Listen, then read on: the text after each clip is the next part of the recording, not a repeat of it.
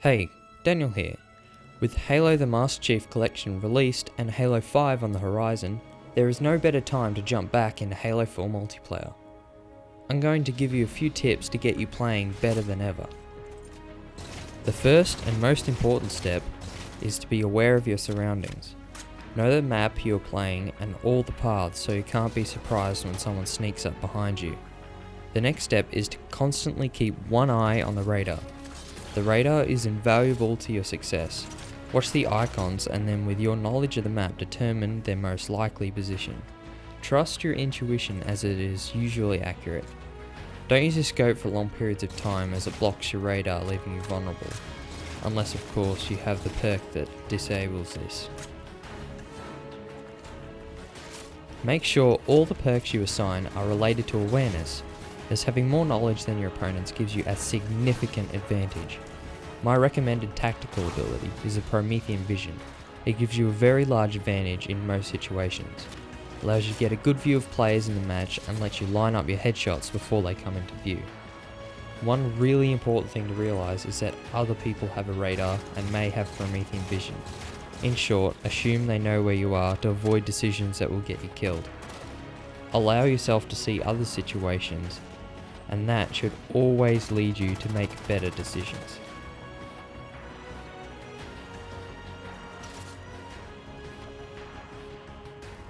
Get to know the optimal ranges for each weapon.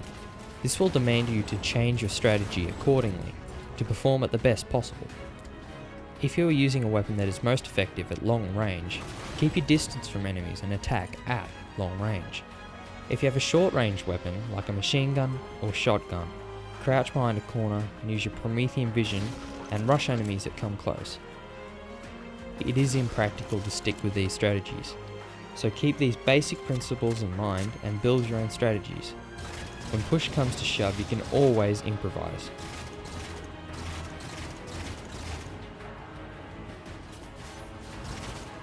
Become proficient with every weapon type.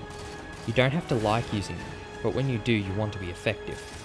Practice with each weapon until you can work their characteristics to your advantage.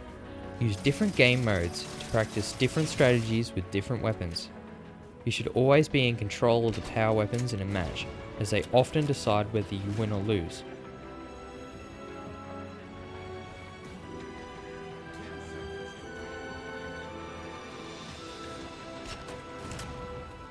Something that is always important is to aim for the head. It is one of the deciding factors in a gunfight. Headshots do extra damage on shields and on health. If every shot lands in a gunfight, the player with the most headshots will always win. Know when to run away.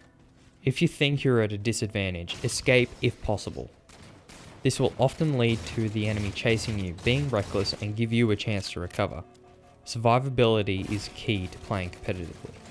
Remember that you will make mistakes, but they are your best learning tool, so embrace them. Grenades are extremely important, and you should start with the right ones for the job. Frag grenades are the easiest to use and the most useful. A grenade bounced off the ground or wall into an enemy's face followed by a swift headshot will often turn around a battle that you should have lost. Think of plasma grenades as a throwing knife. They are an instant kill if you hit the target, but if you miss, the blast radius is very small and not worth its weight. However, they are great against vehicles. Pulse grenades should only be used to block off choke points for a few seconds. When you get the opportunity to call in ordnance, always choose a power weapon or damage boost. They are by far the best options and are sure to boost your KD.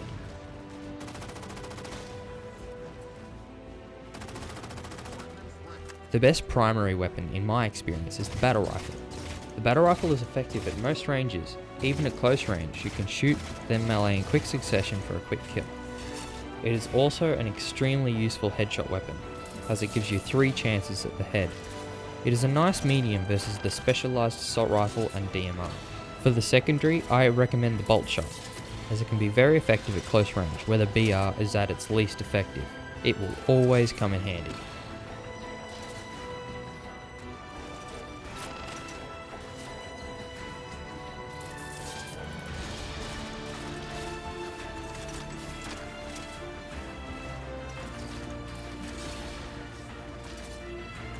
One final tip is isolated to team games.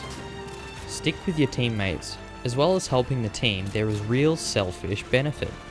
They draw fire away from you so that you have more aggressive opportunities. Players can be helpful in free-for-all as well, as they often attract attention and open themselves up for exploitation. Armed with this knowledge, you are ready to go online and become awesome. This has been Daniel, and I hope to see you next time on WG101.